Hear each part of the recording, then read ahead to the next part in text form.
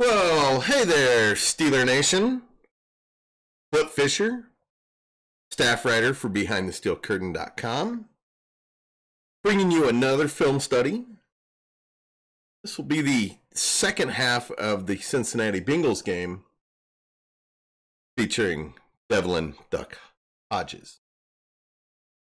Now, we all saw him come in and spark the team on a very nice touchdown pass. Yeah. A touchdown pass that gets a lot of credit for completing it, but James Washington was the stiff arm monster getting him the touchdown in the end.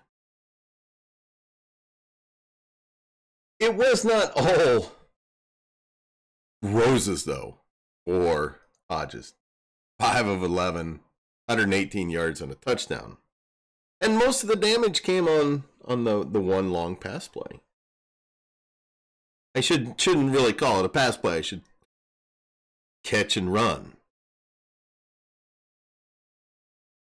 But he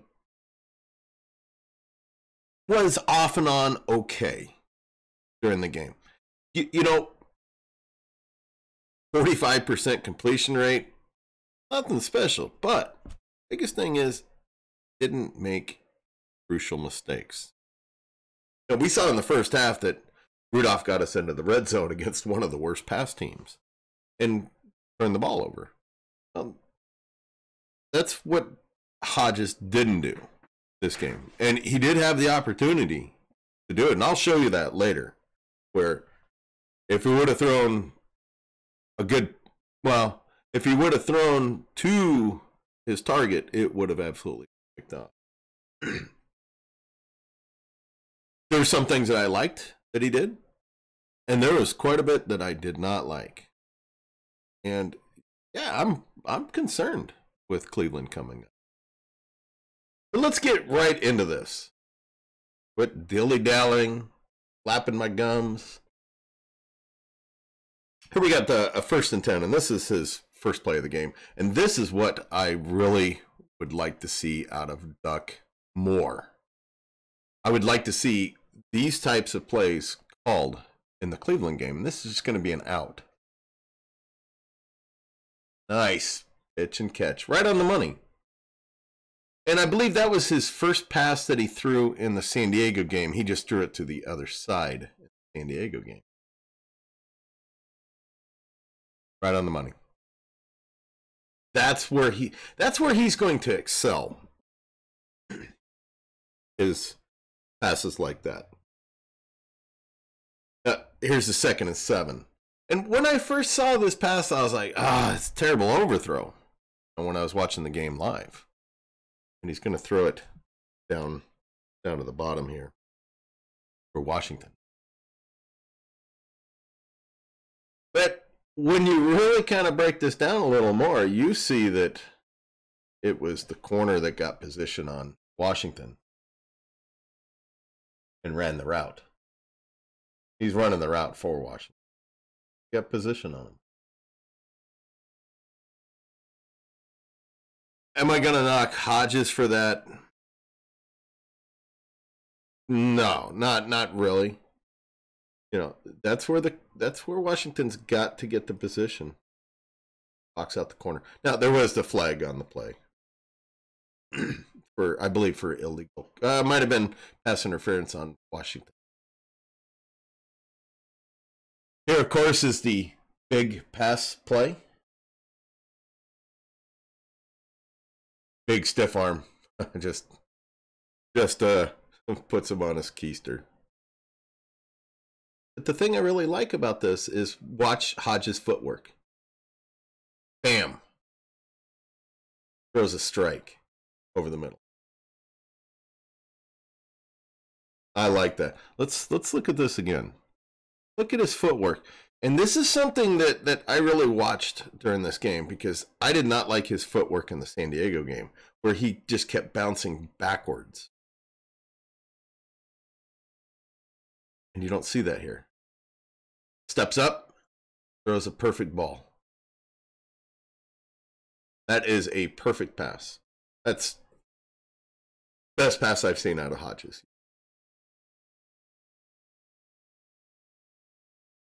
We got a 3rd and 9. Now he's just going to toss it away. What I don't like about this is he could have stepped up into the pocket. You'll see that a little more. The second camera.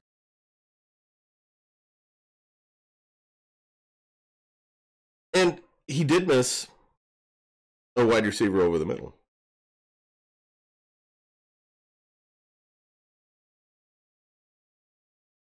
He's got room to step up to his left. And you're going to see, this is, I believe that is Kane right there. Now, Kane does not, Hodges could have hit Kane before he bailed out of the pocket. But Kane's got to be running this way. You see the other wide receiver sprinting that way. Kane's just standing there. Can't do that. Can't help out your quarterback when you're just standing there. But let's take a look at him again. He's going to be the outside. Breaks into the... Got to be running over. And that's a young wide receiver not helping out the quarterback. And unfortunately, it was 3rd and 9. Killed the drive by Hodges not seeing him when he was open. Got a 1st and 10.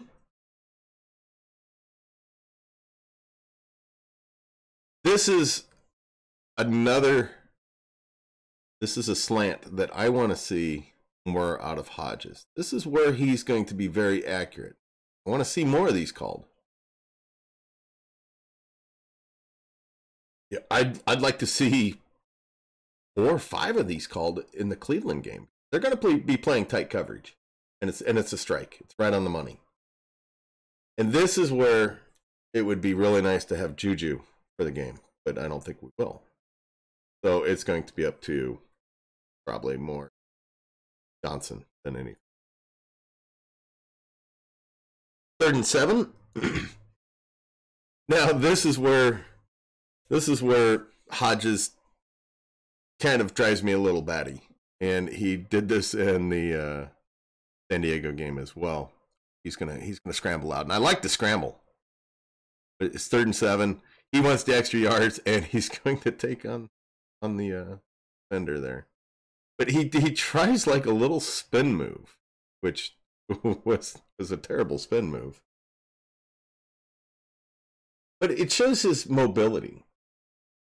But the spin move, I mean, that's how you're going to get killed by a defender coming in, roaring in from the center of the field, where you're going to get just waylaid by a linebacker or a safety trying that.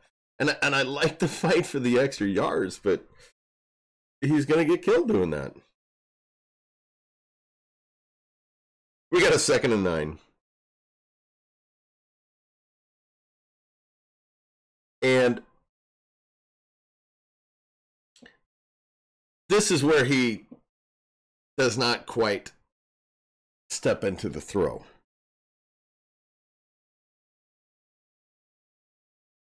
And it leads to an inaccurate pass.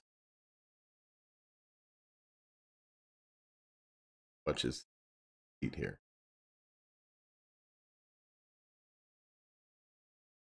Doesn't really get set. He just kind of throws.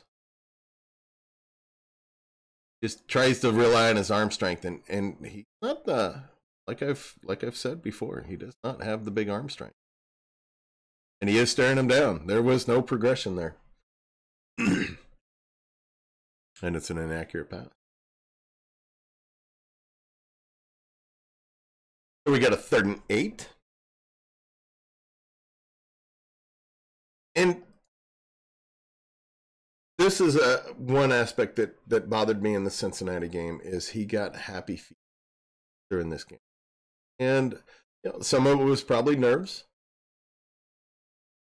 Not practicing much, especially with the first team.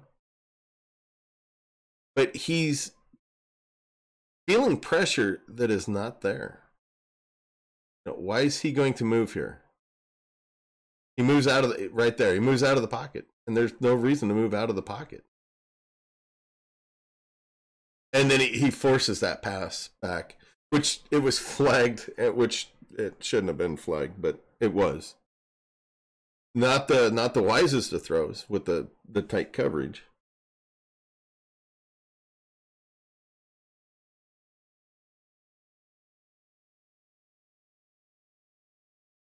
We got a 1st and 10.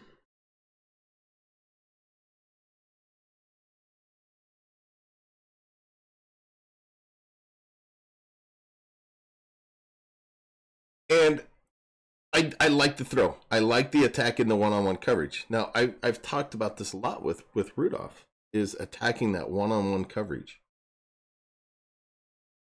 And he creates the pass interference penalty here. That was a good throw.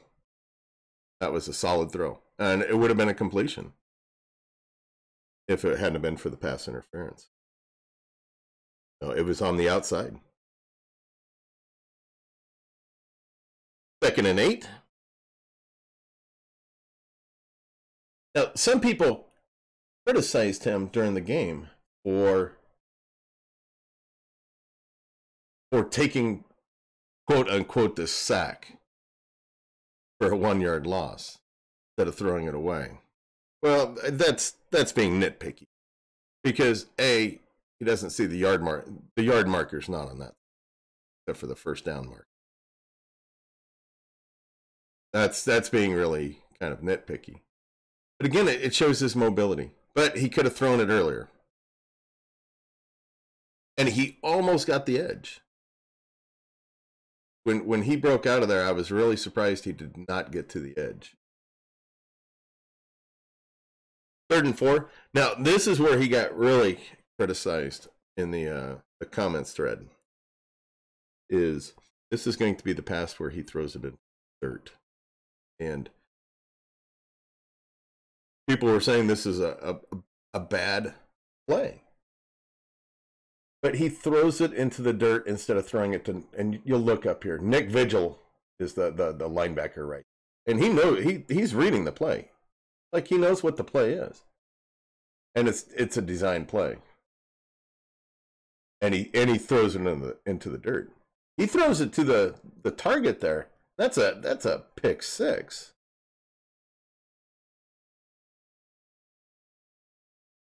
So I think this was a headsy play by Rudolph. Throws it into the dirt. Gets out of there unscathed.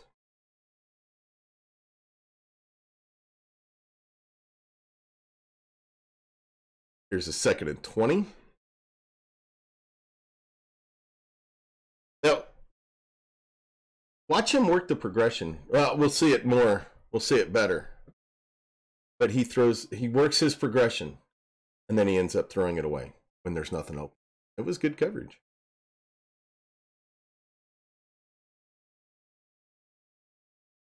You'll see him work his progression here. And open. Throws it away. Doesn't force the ball. I like that. That's what we've seen out of him. Is not making these mistakes. Not making a back-breaking mistake. 3rd and 5. And here's where Hodges should have went down to milk more of the clock. But I get the competitive nature. This is towards the end of the game. And, if you're going to throw the ball away, or if you're going to throw the ball here, at least give your wide receiver a shot at it. Now, I hate this play. This bothers me a lot. Why cut your field in half with a young quarterback? And then the route running here. Somebody's running a really poor route.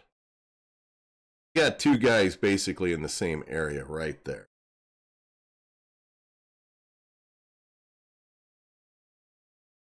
and he throws it away. Yeah, he could have milked another 35 seconds off the clock to take it down to 3 minutes. I agree.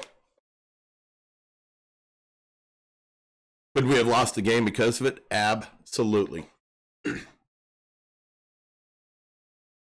know, there was plenty of things that I saw that, you know, he could have done differently, should have done differently. There were some nitpicky things there as well. But I want to see the Steelers work to his strengths against the Cleveland game. Those out passes, the slants. That's what I want to see, those crossing patterns. That's where Hodges sees his targets more than Rudolph, I believe. He doesn't have the arm that Rudolph has. Can't even go there. He doesn't have the arm strength. So he's got to get it done with accuracy. And, you know, 5'11", is that accurate? Well, if you look at the raw numbers, it's not accurate. But if you look at what he did, then it gives a little picture of exactly what is going on with the incompletions. Going into in the dirt against Vigil. Looks bad in the box score. He went through the progression and then threw it away. Looks bad in the box score. But when you look at it on film, that's when it's like, wow, that's a solid play. He's not forcing the ball. He looks confident, comfortable. One thing that I absolutely noticed in the game between the Chargers and this game is, in that Chargers game, boy, he just kept bouncing backwards in the pocket. And if you go back and watch that, you'll see what I'm talking about. He'll bounce his feet back like another 5 yards. But he didn't do that in the Cincinnati game. And that's one thing to be looking for in the Cleveland game. Look at his feet. Look at his footwork in that Cleveland game. That's going to tell you a lot. Now, another thing that you noticed between this and Rudolph's tape was you didn't see him throwing passes while he's stepping into a lineman and not getting his upper body into the throw. You didn't see that. You saw that constantly with Rudolph, but you don't see that with Hodges. And that's where he's got that little movement in the pocket that makes a world of difference. What's he going to do against the 5th-ranked pass defense in the league? You know, I was listening to Jeff Hartman and Lance yesterday. Hartman's on the Duck bandwagon, I believe now. So he was talking 220 and 2 touchdowns. I would be happy with 220 and 1 touchdown. I just don't think he's going to make the backbreaking mistakes against Cleveland. I don't. So yeah, I'll go 230 and 1 touchdown, and we'll see. And no interceptions, and no fumbles. So there you go, all. There is my little film workup on Devlin Duck Hodges against the Cincinnati Bengals last Sunday. Hope you all had a fantastic Thanksgiving. Be sure to give me a thumbs up if you enjoyed my content. Give me a thumbs down if you didn't like it. I'm okay with that. Be sure to subscribe if you have not already subscribed, because I do put other content up. I will be putting up a salary cap analysis to see if we could sign Bud Dupree, so be on the lookout for that. And be sure to smash that bell to get notified when I do put up content. All right, all. You all have a great weekend and go Steelers. Laters.